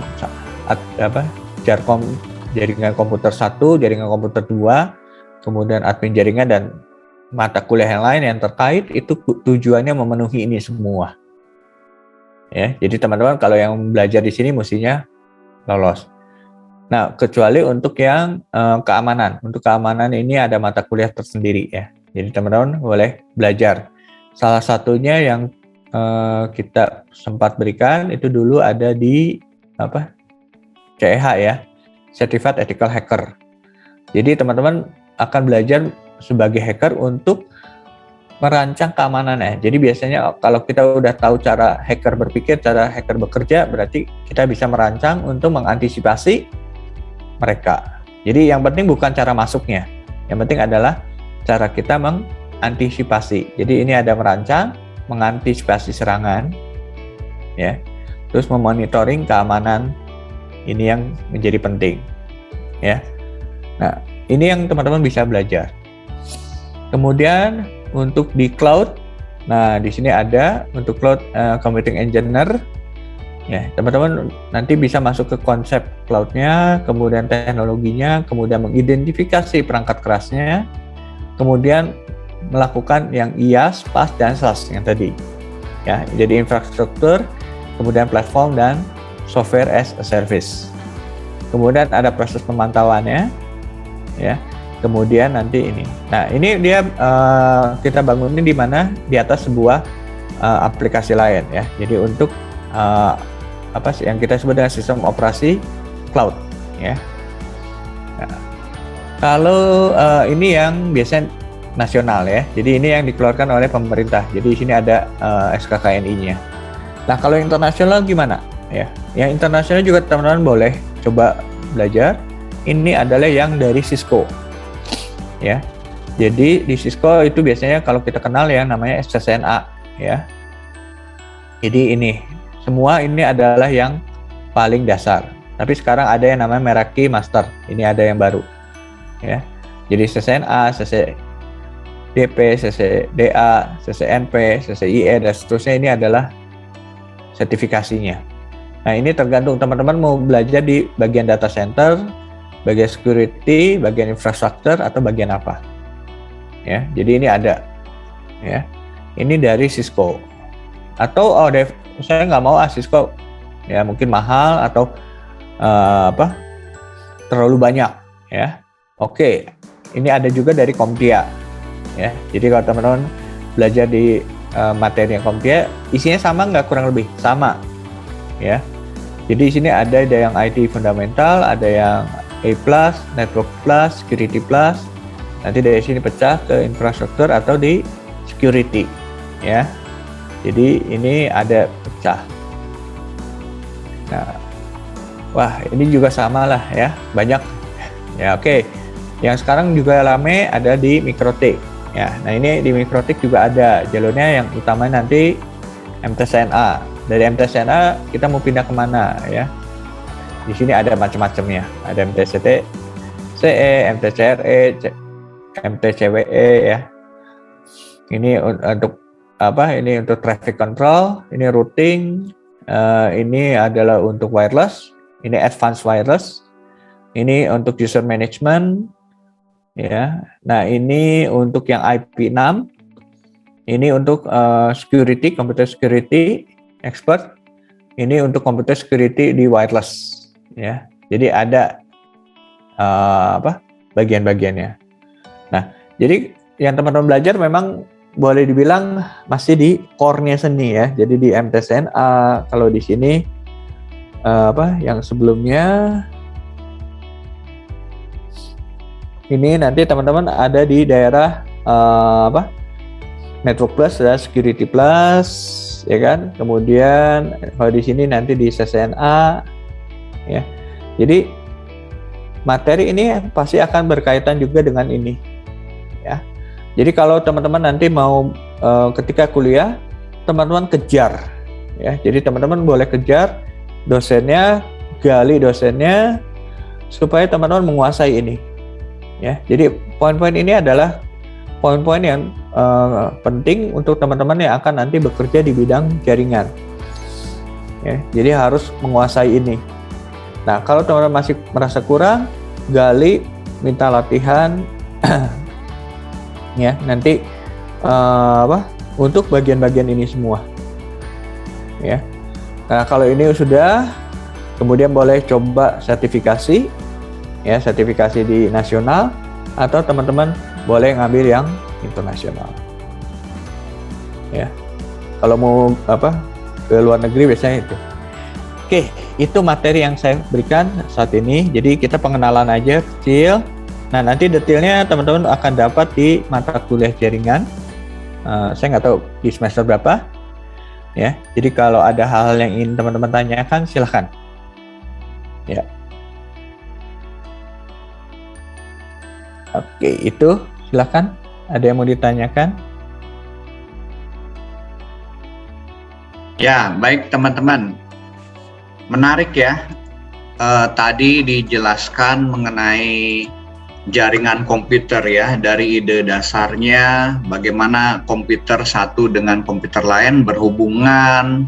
Ternyata berhubungan tuh bukan hanya dihubungkan oleh kabel saja atau hubungkan lewat wireless ya, tetapi ada mekanismenya supaya mereka bisa bertukar data ya, bisa berkomunikasi, ada protokolnya juga kan. Protokol tuh bahasanya lah gitu kan, supaya nyambung. Kenapa? Karena alat yang satu dengan alat yang lain tuh berbeda-beda gitu kan ya. Nanti teman-teman belajar protokol.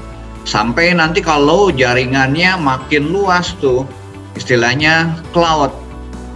Cloud itu kayak awan gitu kan ya. Jadi saking banyak partikel-partikel air di awan gitu, jadi ngebentuk sebuah awan. Posisinya di mana kadang kita nggak tahu gitu kan ya.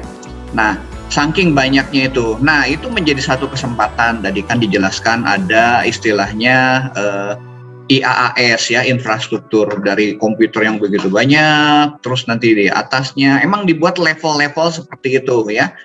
Termasuk jaringan juga, ada jaringan OSI itu ada level-levelnya. Kenapa? Supaya kita ngerti kan setiap bagiannya. Nah, silakan bisa bertanya teman-teman ya, menarik ya. Teman-teman nggak perlu semuanya ini di dalam kelas cybernetika. Cybernetika ini memberikan pengantar. Jadi kita punya bayangan nih ketika belajar, saya mau fokusnya ke jaringan komputer ya, jaringan komputer. Nah, itu kan peluang-peluangnya banyak ya. Ada sampai nanti pekerjaan-pekerjaan tadi Pak Joni bilang juga tuh ya. Belajarnya nggak 1 hari 2 hari, nanti bertahap. Kan nanti ada materi-materinya di semester-semester lanjutnya ya. Silakan manfaatkan untuk bertanya teman-teman. Bertanya apapun silakan ya. Ini mumpung ada Pak Joni. Pak Joni pengalamannya banyak ya di jaringan ya. Dia sebagai asesor tuh yang tadi tuh untuk kalau kalian ingin dapat sertifikasi BNSP ya. Pak Joni itu salah satu pengujinya gitu kan ya, salah satu penguji, bukan penguji aja juga pengajarnya juga gitu kan ya. Pak Joni sertifikasinya banyak ya. Oke, silakan. Harus dimanfaatkan ini. Mumpung ketemu pakarnya gitu kan ya. Jadi ini Willy ya, Willy ada yang resen. Oh iya Willy, resen. Silakan langsung book open Langsung mic. aja, gak usah resen. Izin bertanya Pak, Iya, santai aja. kan Ya. untuk yang topologi jaringan tadi kan menghubungkan satu komputer dan komputer lain menggunakan switch kan. Open cam bisa Willy supaya kelihatan. Ya. Switch, lalu jika satu komputernya itu terhack Pak, apakah komputer lain juga ikut terhack begitu? Itu aja, Will. Iya Pak. Oke, nah ini yang asik menarik nih. Memang jadi pertanyaan. Nah, kalau kita dalam jaringan lalu satu komputer kehack. Nah, pertanyaannya dulu teknik hackingnya yang mana? Ya, kalau teknik hackingnya adalah kita mengambil alih komputer itu, berarti yang lain aman. Tapi kalau kita hackingnya adalah menyimpan sesuatu di komputer tersebut yang kita sebut dengan malware, nah itu satu jaringan bisa kena. Jadi tergantung. Jadi kita nggak bisa bilang, oh yang ini pasti ini nggak. Jadi kita harus lihat dulu teknik yang dia gunakan apa. Kalau dia tekniknya hanya model apa ya, misalkan ya kita sebutnya penetration ya. Jadi kita masuk, kemudian kita ambil alih komputer tersebut, ya sudah, komputer itu aja yang kena, yang lainnya aman. Ya, tetapi dari situ kita bisa masuk ke komputer yang lain, betul. Ya. Tapi kalau kita menyerang ke situ lalu menyimpan yang namanya malware. Nah, malware itu ada macam-macam. Misalkan yang mungkin teman-teman pernah dengar yang namanya Trojan, ada yang namanya virus, segala macam. Nah, ini bisa nyebar. Akibatnya bisa seluruh komputer. Bahkan yang kemarin itu ada satu kasus yang disimpan itu malware-nya adalah botnet. Nah, yang botnet ini yang agak kurang ajar gitu ya. Jadi dia ada cara kerjanya, ada virusnya di dalam.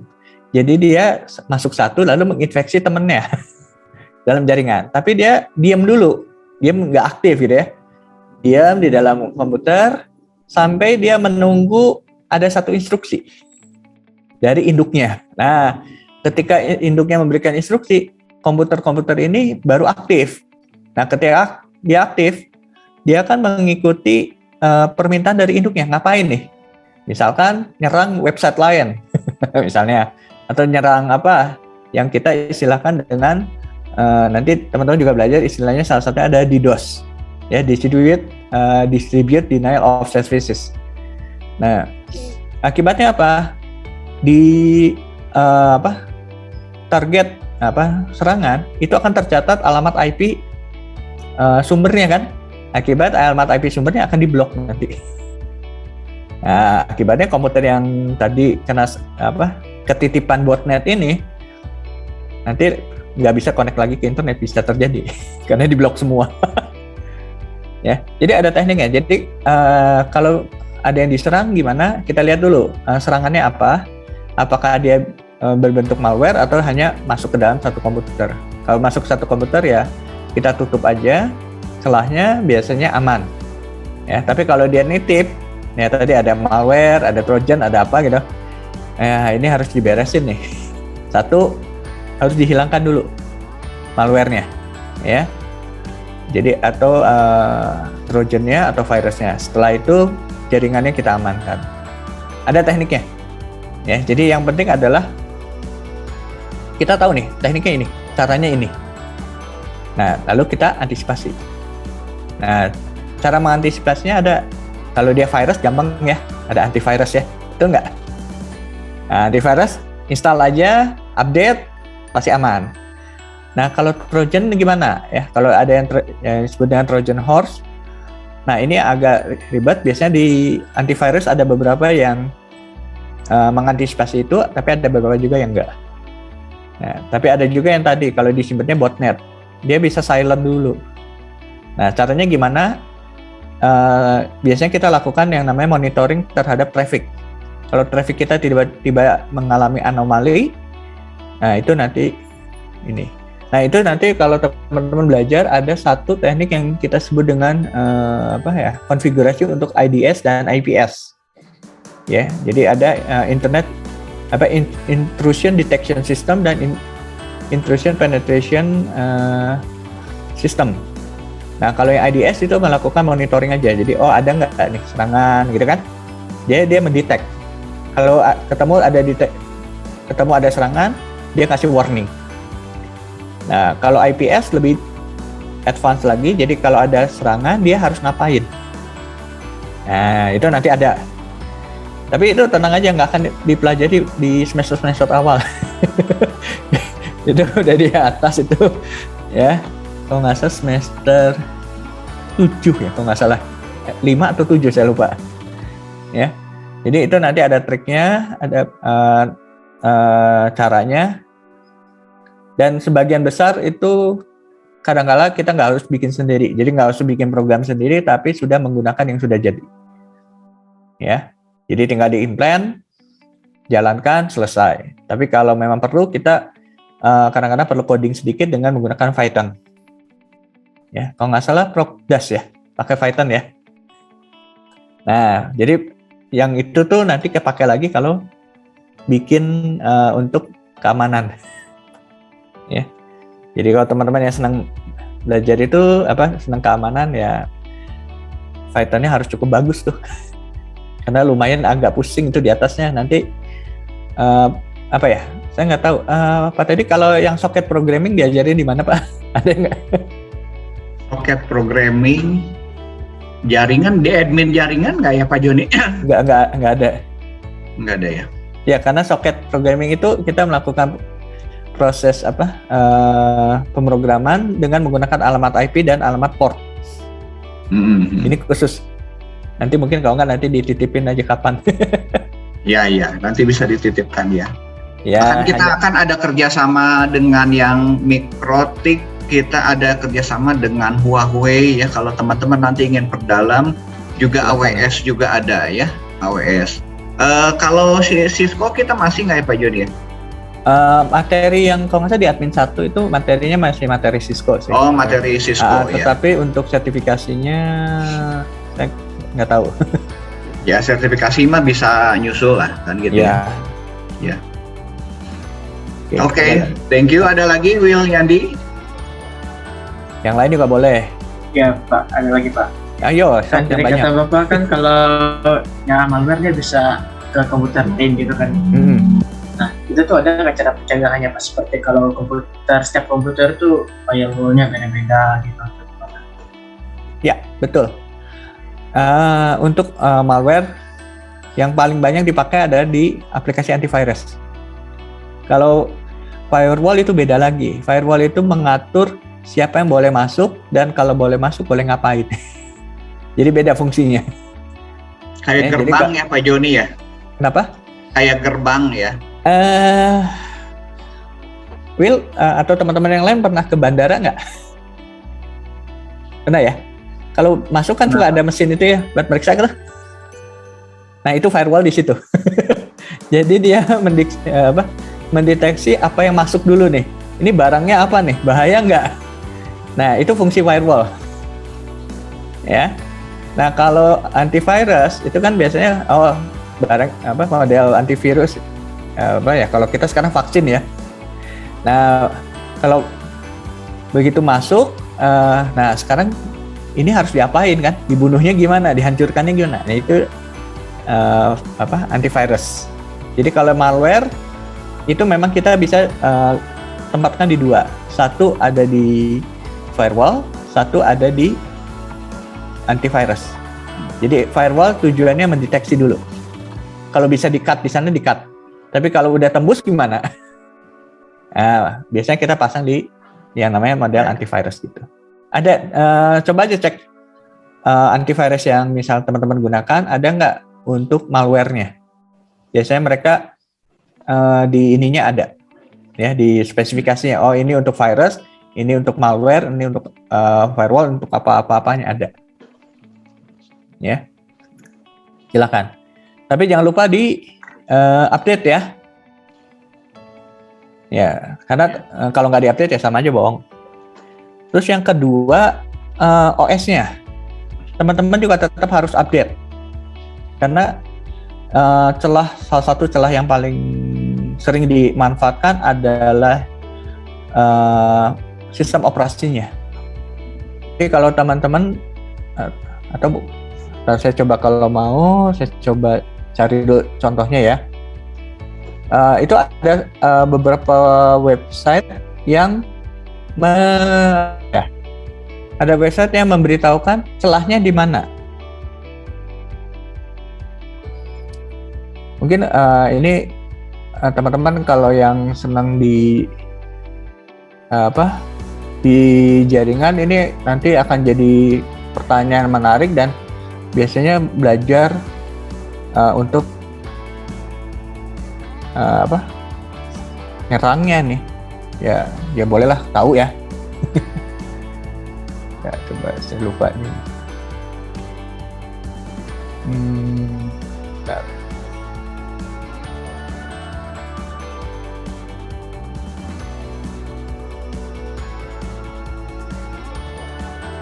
Oke, ya saya share ya.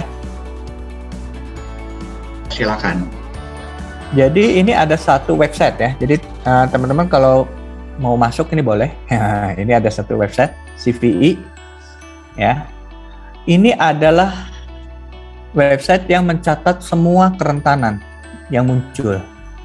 Ya, jadi ini saya lihat yang Microsoft Office ya. Nah ini nih Microsoft Office ini ada masalahnya ini. Ya, jadi Word Remote ini ada masalah. Kalau kita lihat Nah, ini ada tuh. Ya. Jadi masalahnya apa? Ya. Nah, masalahnya misalkan di sini, nah ini untuk remote code execution-nya, reference-nya ada ini, ya. Jadi di sini ada, ya. Jadi apakah Office kita aman? Enggak juga, ini celahnya, ya. Kemudian apakah ada cara penanggulangannya? Nah, ini harus kita baca dulu semua, ya. Jadi ini saya tadi cuman asal cari aja. Ini. Jadi teman-teman bisa lihat di sini. Nah, ini yang biasa yang dipakai oleh kita sebagai misalkan untuk hacker atau sebagai network defender untuk belajar masalahnya di mana. Ini ada. Daftarnya lengkap nggak? Tenang aja lengkap ini. Ini tahun 2021 nih. Ini baru semua. Ini tahun ada tanggalnya nggak? Nah ini. Jadi tanggalnya ini baru dibuat bulan Agustus. Tanggal 13 Agustus 2021 kemarin. Jadi baru berapa bulan nih. Ya. Ini yang paling atas tanggal berapa coba? Ini tanggal 2 September kemarin. Nih, kebayang kan? Ini tiap hari ketemu yang pakai beginian nih. Nah, jadi kalau tadi Yandi senang di situ, nah ini salah satu materi yang senang yang bisa dipelajari tuh. Nah, biasanya hacker-hacker ya belajar juga di sini gitu ya. Jadi nggak tahu yang masuk ini adalah hacker atau orang yang itu. Nah, ada beberapa yang kemarin saya temukan itu dia belum ada ininya. Nah, nanti ini akan muncul ketika ada update-nya. Ya, nah itu yang jadi celah lagi. Ya. Kalau kita bilang yang paling aman apa? Ya, yang paling aman apa ya? Ini saya back aja, tinggal cari aja. Paling aman apa? Android lah ya. Nah, saya mau tahu Android ada nggak? Oh, ada juga. Nih. Yang paling aman mas standalone ya Pak Joni. Paling aman standalone benar, tapi nggak bisa ngapa-ngapain. Ya. Tetap aja Pak, standalone juga ini, tapi masalahnya USB Pak. Iya. Tetap aja. Nah, ini juga yang paling baru ini tanggal berapa? Ini tanggal 15 September. Ya. Kenapa? Karena tiap detik juga banyak ya. Nah, ini mode ini saya ada. Ya. Jadi dalam 7 hari ini ada tracker. Ya. Jadi browser kalian ini juga tiap hari itu ada yang melakukan tracking, profiling. Ini ada 66. Ya, jadi dalam 7 hari terakhir ini ada 66 tracker yang melakukan profiling. Ya. Nah, ini bisa dilihat di sini. Ada nggak ya datanya? Di mana ya? Saya lupa. Yang more itu? Bukan? Nggak ada. More ini cuman ceritanya saya lupa di mana itu. Ada sih privacy reportnya, cuman saya lupa di mana karena jarang dilihat juga sih. Ya nanti kalau mau ini sih. Oke. Ya.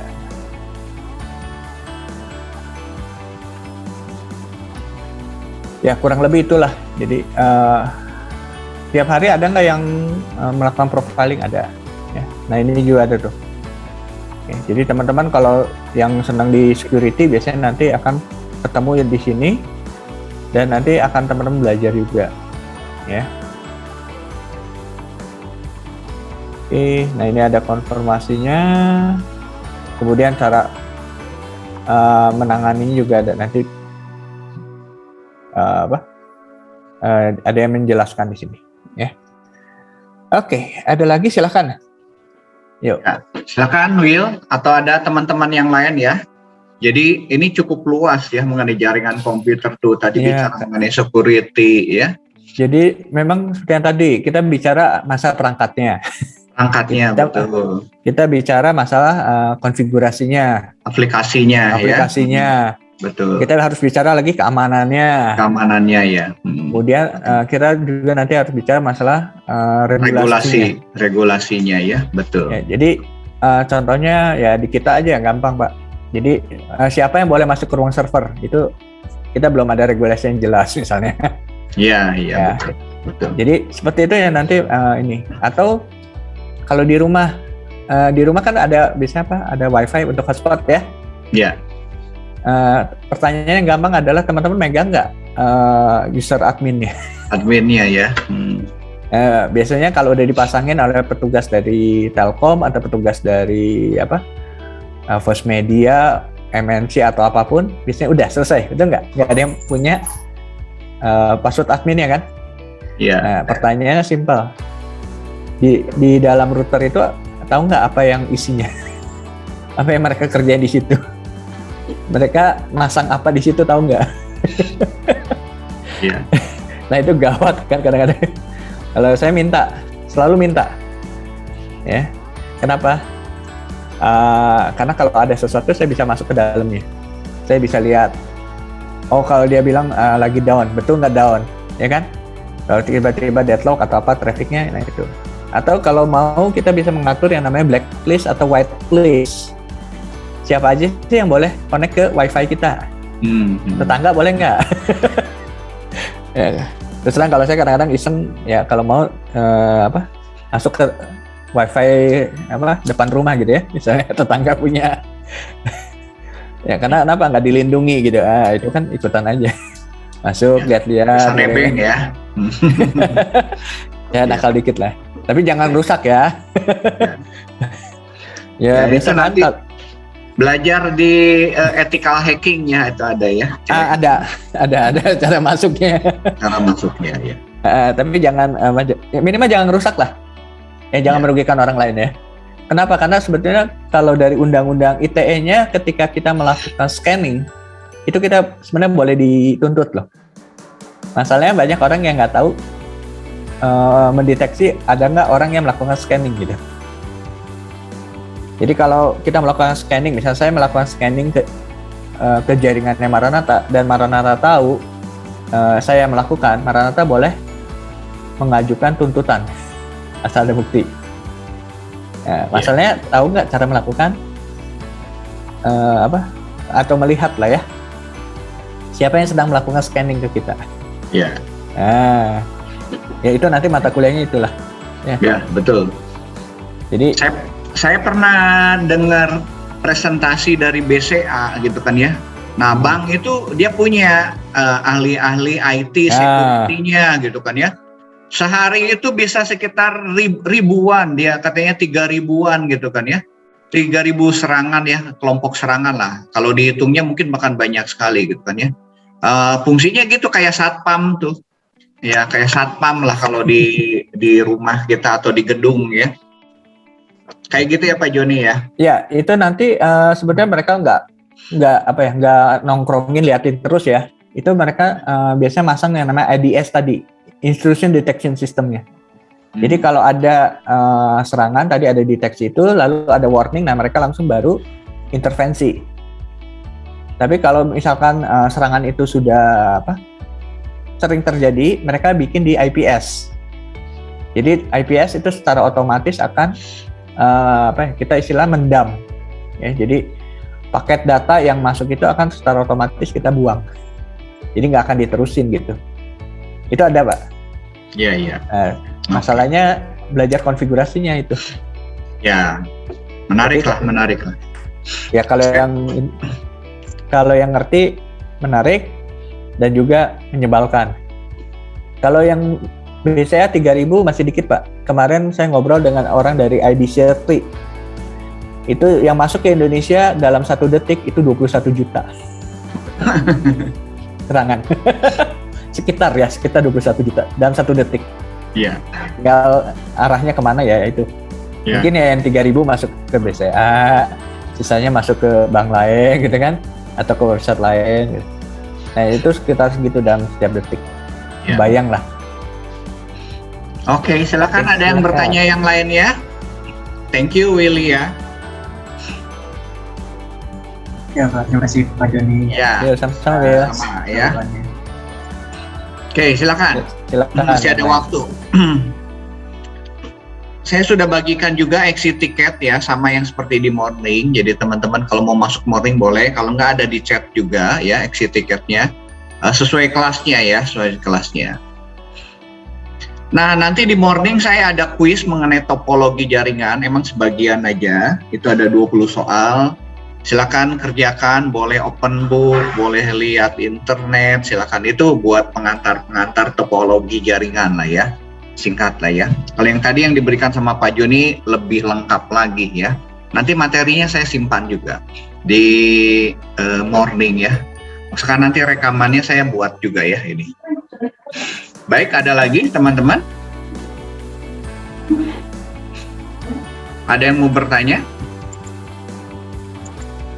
Tadi mengenai cloud computing tuh. Nanti kita ada materi khusus ya mengenai cloud computingnya juga. Pak izin bertanya Pak. Yuk, Boleh. santai aja, yuk. Silakan. Chris. Santai aja. Izin bertanya Pak, kenapa kalau misalnya apa ya, keamanan komputer itu kebanyakan menggunakan sistem operasi Linux Pak? Emang benar ya Pak, kalau setelah saya baca sistem operasi Linux itu memang nggak bisa kena virus gitu Pak? Terima kasih Pak. Oke. Ya, ini pertanyaan yang paling banyak ditanya juga sih sebetulnya. Apakah Linux tidak bisa kena virus? Bisa. Ya, jawabannya bisa. Kenapa orang lebih senang menggunakan Linux ya untuk pengamanan? Karena Linux sifatnya open source. Jadi bisa kita utak-atik dalamnya. Ya. Jadi kalau teman-teman yang bermain di keamanan, itu biasanya kita akan melakukan yang namanya kernel programming. Jadi kalau kernel itu adalah core-nya dari sebuah sistem operasi. Nah, kalau Windows atau di Microsoft, core-nya itu atau kernelnya ini itu nggak bisa diutak-atik. Diam aja udah, nggak bisa apa-apain. Nah, itu akibatnya kita nggak bisa berkarya lah istilahnya ya di situ. Nah, kalau Linux, kernelnya itu bisa dibuka, bisa kita utak-atik, kita bisa ubah. Akibatnya ya orang lebih senang main di situ. Ya, jadi kalau ini, dan juga kalau teman-teman ya perhatiin ya, yang orang-orang yang senang di jaringan, sistem operasinya biasanya nggak pernah menggunakan Microsoft sampai sekarang. Nggak tahu kenapa ya. Saya perhatikan 98% kurang lebih di jaringan itu pasti sistem operasinya Linux base.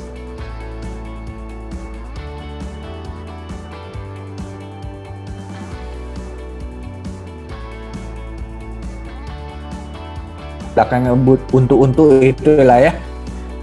Nah itu atau kalau yang saya pakai di sini Mac OS itu juga sama. Jadi kan utak-atik kernelnya. Nah kalau kernelnya udah utak-atik, maka ujungnya kita bisa mengkonfigurasi komputer tersebut atau sistem operasi tersebut untuk keperluan tertentu. Nah, tadi misalkan kita untuk bikin IDS, bikin IPS sendiri, itu bisa menggunakan Linux base. Makanya apa? Hanya itu. Linux dari sekarang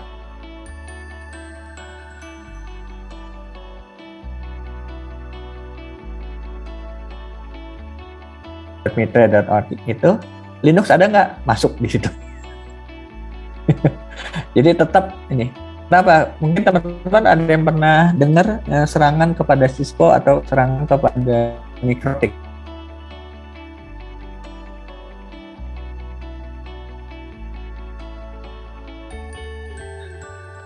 Nah, di Cisco dan Mikrotik itu yang pertama akan saya pakai ya, dia cukup aman, cukup secure, sama dengan Cisco.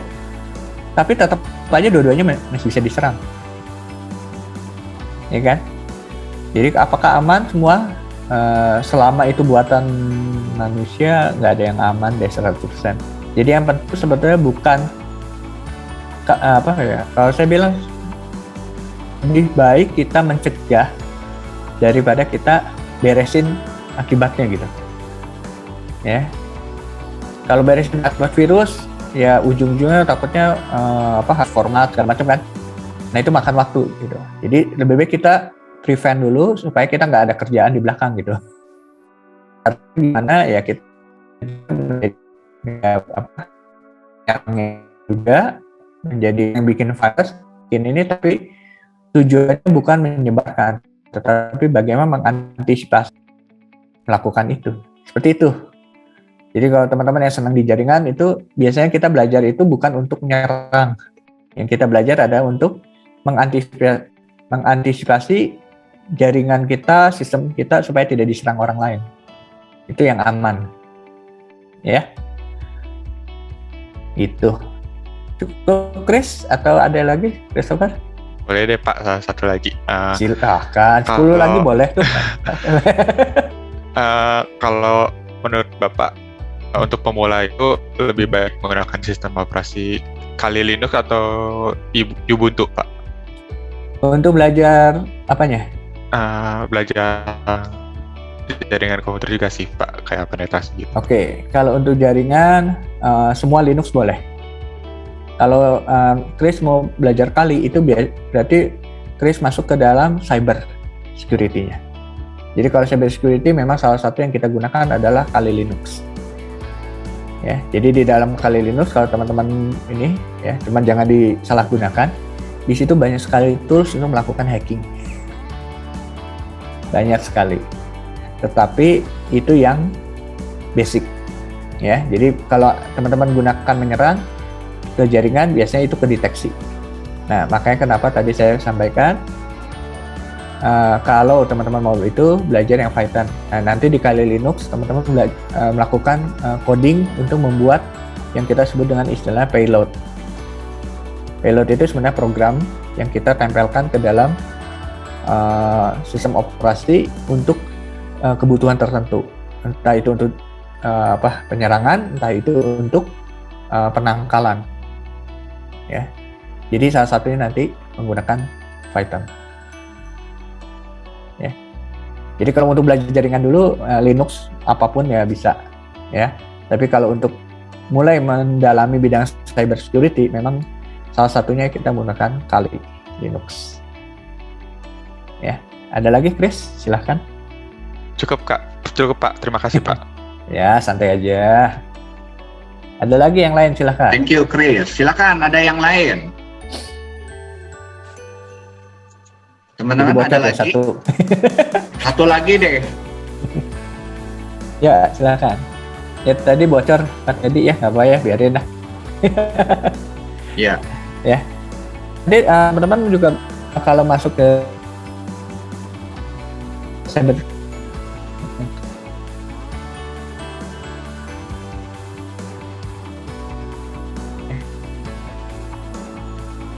Oke, ada lagi silakan.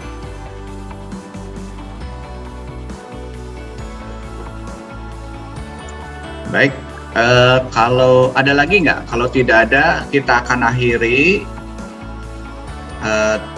buat hari ini ya. Terima kasih ya, Pak Joni ini menarik ya, memberikan wawasan kepada kita apa yang nanti teman-teman bisa kerjakan ya. Kalau yang teman-teman senang ke jaringan, semua nanti dapat sih mata kuliah jaringan yang di level dasarnya dapat gitu kan ya. Harus tahu ya.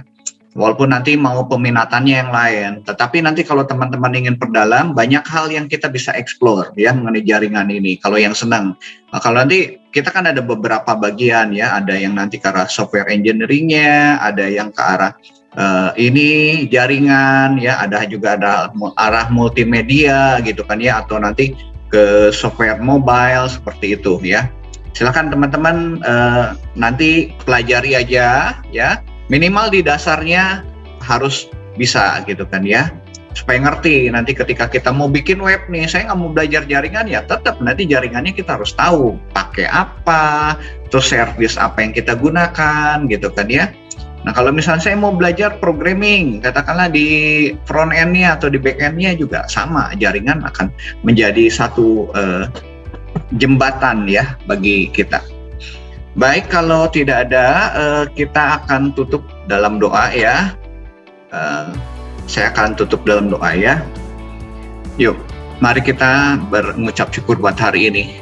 Bapa kami dalam surga, kami bersyukur buat hari ini kami diberikan wawasan mengenai jaringan komputer yang ini akan dipelajari oleh mahasiswa kami, supaya mahasiswa kami juga dapat memahami apa yang dijelaskan hari ini, dan mereka juga nanti akan explore lebih dalam lagi untuk meningkatkan kemampuan mereka. Berikan semangat pada teman-teman kami semua untuk mempelajari, dan kami sepanjang hayat terus belajar dan belajar Tuhan, supaya ilmu yang kami dapat ini bisa buat kami bisa dibagikan juga buat masyarakat dan juga buat semuanya. Terima kasih Tuhan buat Pak Joni yang sudah memberikan insight pada hari ini. Dalam nama Tuhan Yesus kami berdoa dan ucap syukur. Amin. Ya, teman-teman, terima kasih untuk kehadirannya. Jangan lupa isi exit tiket ya. Kemudian yang minggu-minggu lalu juga ada beberapa teman yang belum ngisi exit tiket loh. Hari ini pertemuan ketiga ya. Oke, minggu depan kita ketemu seperti di kelas yang biasa ya. Saya akan bahas mengenai mobile bukan computing ya, tetapi mau perangkat-perangkat dan software-softwarenya gitu kan ya. Baik. Terima kasih Pak Joni, terima kasih semuanya.